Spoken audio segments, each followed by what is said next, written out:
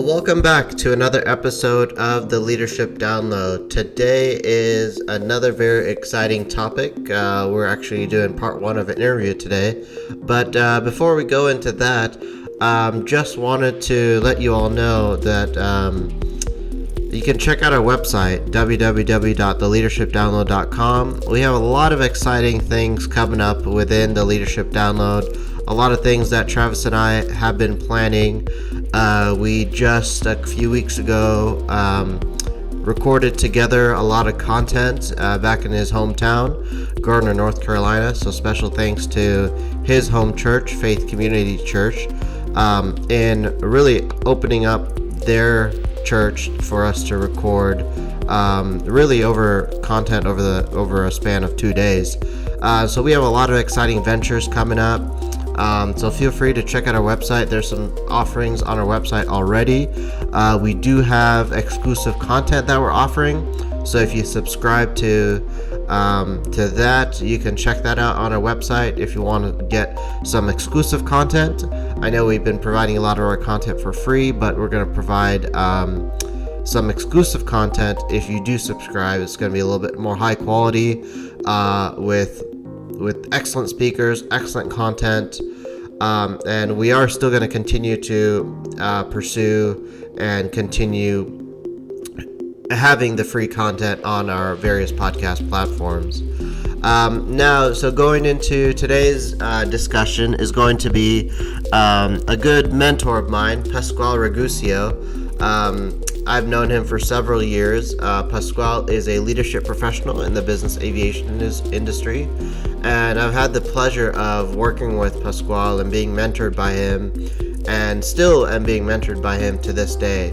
One thing to know about Pasquale, he's very passionate about the topic of leadership, and he is a true model of who I call a true leader.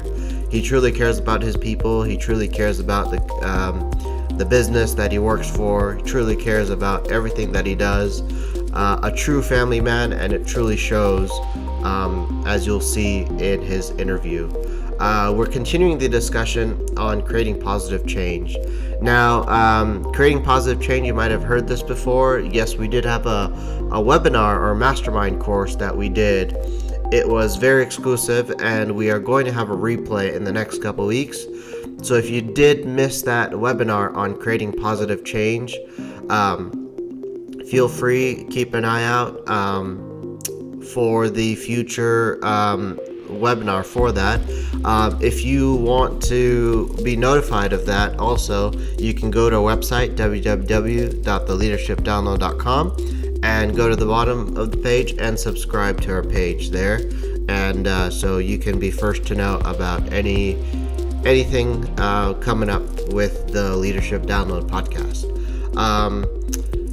So we're continuing the discussion on creating positive change, and this is part one of a two-part discussion. So you can catch part two in 2 weeks, and if you want to re-watch or re-listen, this podcast will be available on all platforms, Facebook, LinkedIn, and we're also on Spotify and Apple.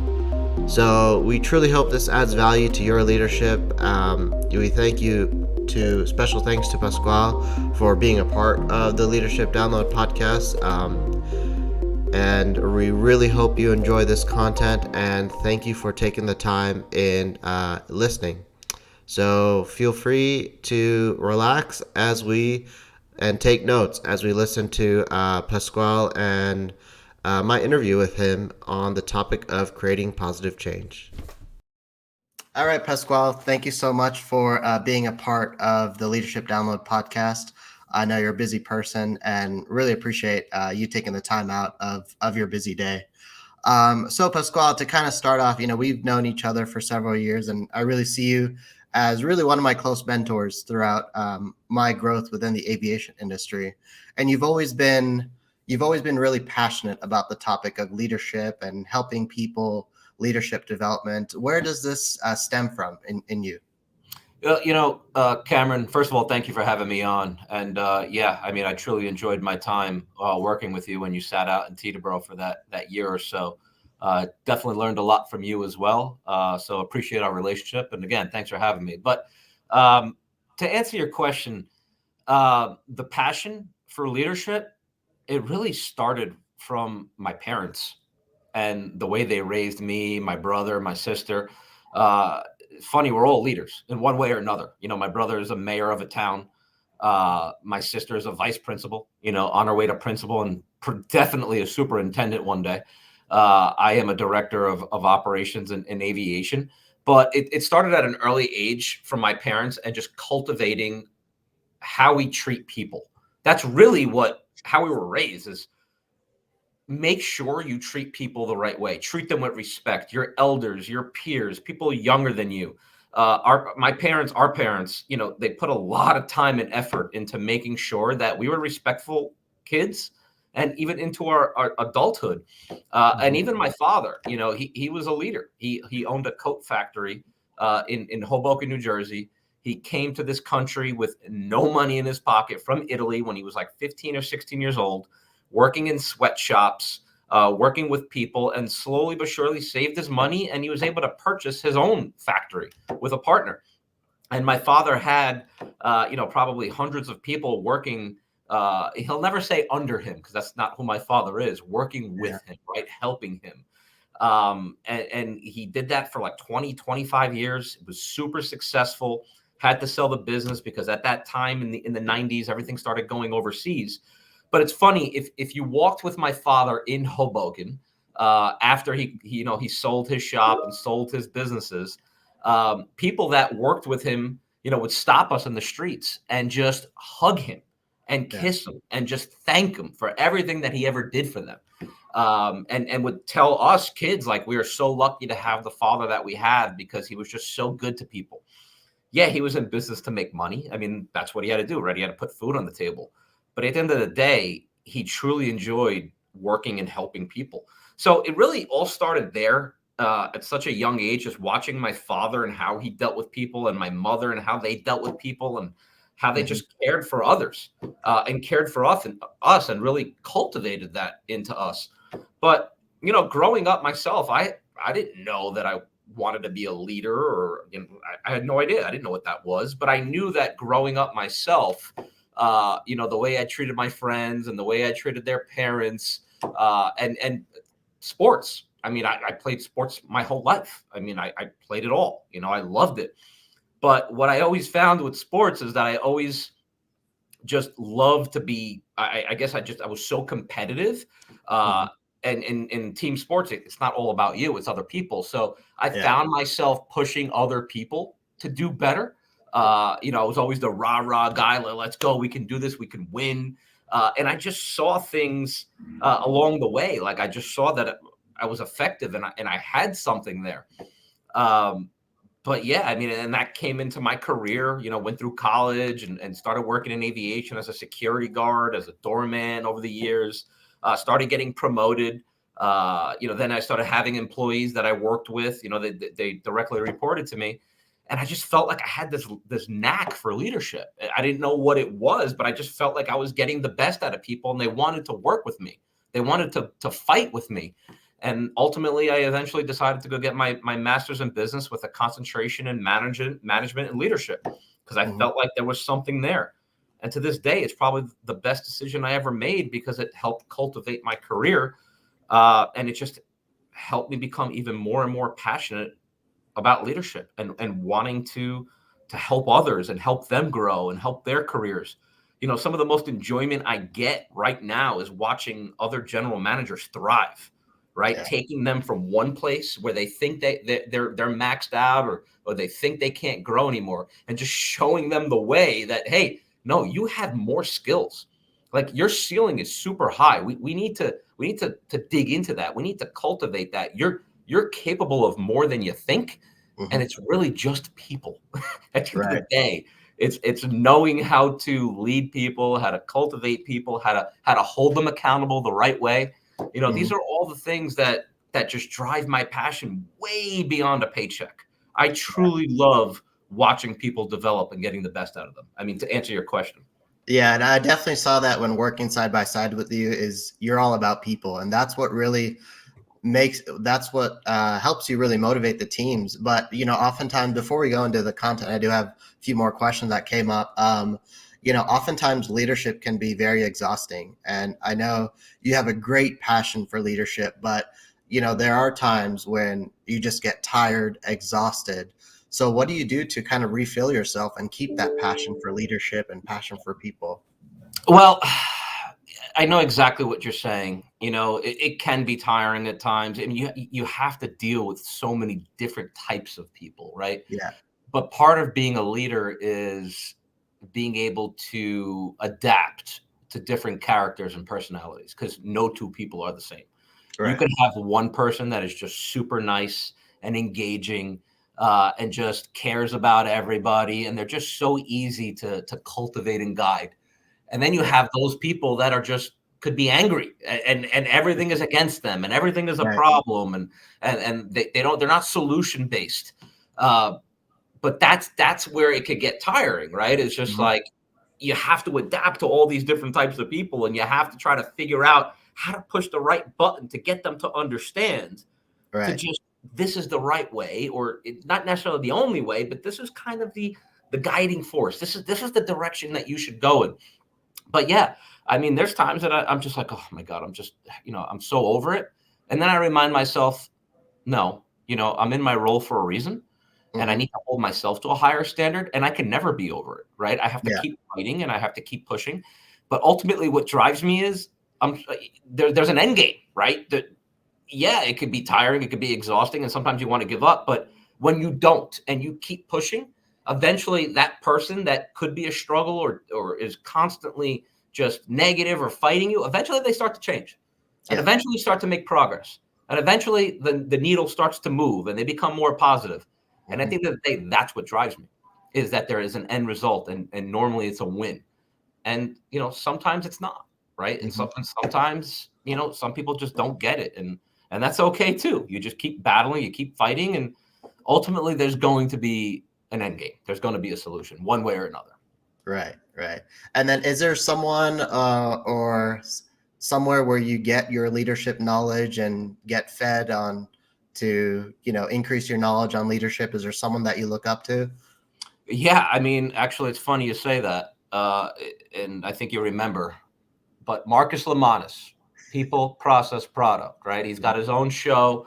He's right here on my desk to remind me.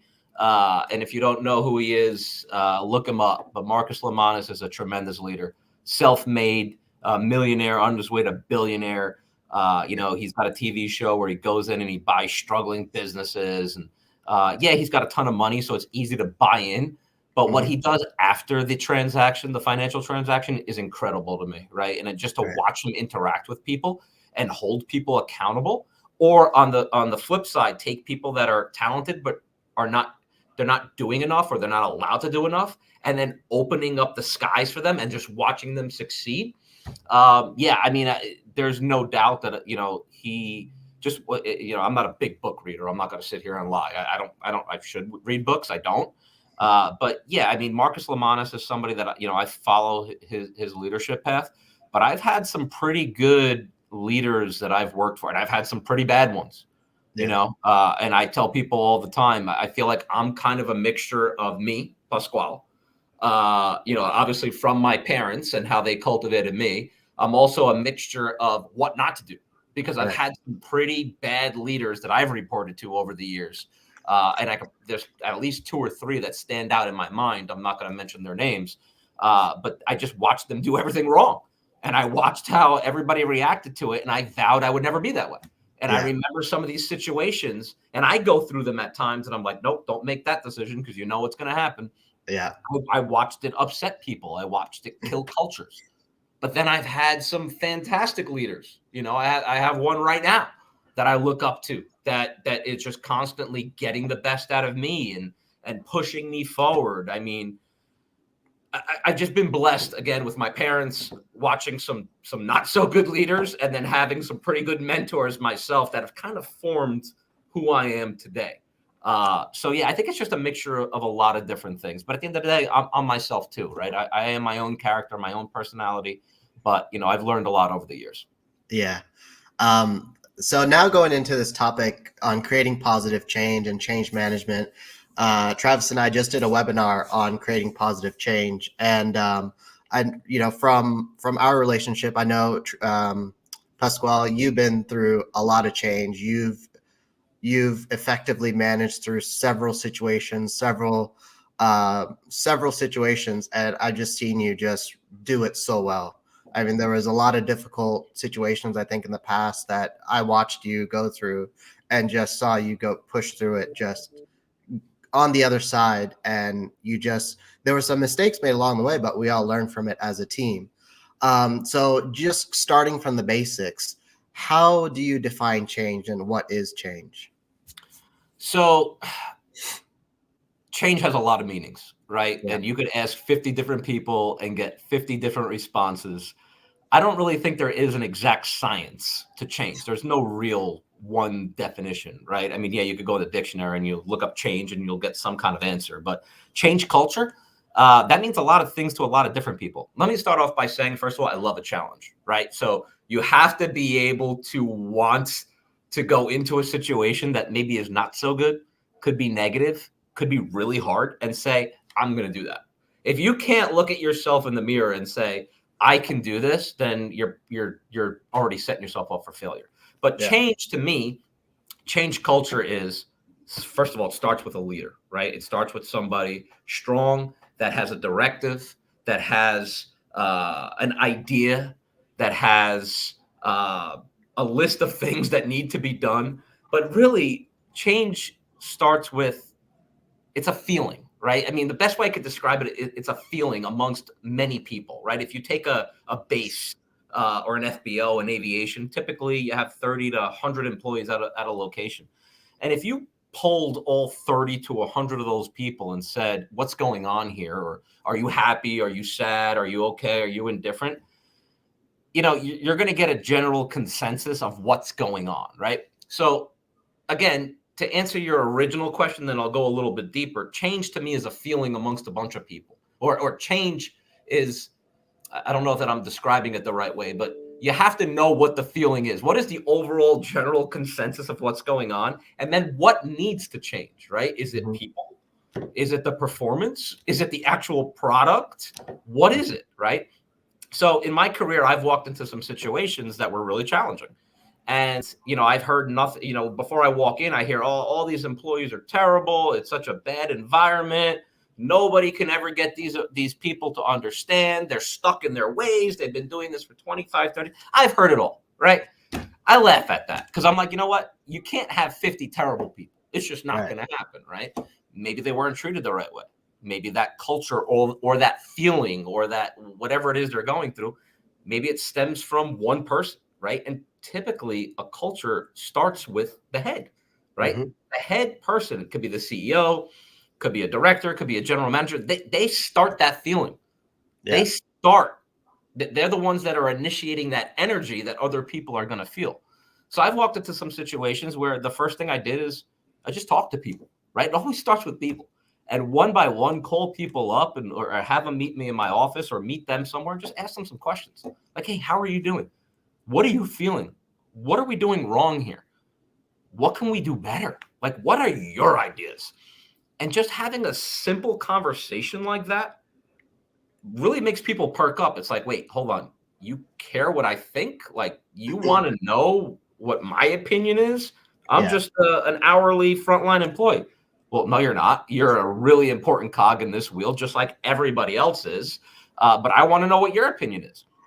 And after having all those conversations, you get the general consensus of what the culture is, right? And then the change piece, right? Now, Mhm. as the leader, what do you want to change? Is there people in the wrong positions? Are they not being guided the right way as leaders? Are they not given the tools to succeed? And again, I've walked into situations where some of the leaders were not in the right roles. They shouldn't have been leaders, right? Or they were promoted because of politics, or they were the right person. They just didn't have an idea how to do it. But really, to define, change again, it's changing the feeling, it's changing the perception amongst a large group of people, Yeah. and really getting their buy-in and understanding what direction you're heading in and proving to them. right? And really not necessarily selling them, but proving to them through your actions that what you say you're going to do, you actually do. And Right. once that momentum starts to build, people start to buy in and they're like, wait, this person's for real. Like they're not just talking because they want to talk. Like they really care. They want to see things better. Let me listen more. Let me hear more. Let me provide more feedback. People that never would speak up before would start to speak up now, right? So Mhm. it's a group of people coming together to say, I believe, I want to follow, I crave leadership. Tell me what I need to do. I want to be part of something bigger. And then you watch that feeling that I talked about before start to change. Well, we really hope you enjoyed this content on creating positive change. I truly enjoyed this discussion with Pasquale and talking about change and creating positive change. And I know those listening, you already can just see or hear just the passion that Pasquale has on leadership and change, and has the experience of instituting change, being part of change, and leading change. So I really hope you enjoyed this part one content with Pasquale. Feel free to rewatch or re-listen this content.